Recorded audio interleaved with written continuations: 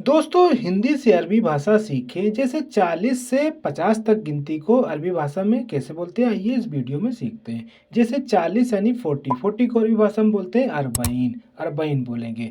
41 यानी 41, 41 को बोलेंगे वाहिद अरबईन, वाहिद बोलते हैं एक को, अरबईन बोलते हैं 40 को, वाहिद अरबईन। 42 यानी 42, 42 को अरबी भाषा में बोलते हैं इतनेन और अरबईन। 43 यानी 43, 43 को क्या बोलते हैं, सलासा अरबईन या फिर तलाता अरबईन बोल सकते हैं। अब 44 यानी 44, 44 को क्या बोलेंगे, अरबा और अरबईन, अरबा और अरबईन। अब यहाँ पे है 45 यानी 45, 45 को बोलेंगे खमसा और अरबईन, खमसा और अरबईन बोलेंगे। 46 यानी 46 को बोलेंगे सित्ता और अरबईन, सित्ता और अरबईन बोलेंगे। इसी तरह 47 यानी 47 को बोलेंगे सबा और अरबईन। और 48 48 को बोलेंगे तमानिया और अरबईन, तमानिया। 49 यानी 49, 49 को अरबी भाषा में बोलेंगे तिस्सा और अरबईन। और 50 यानी 50 को बोलेंगे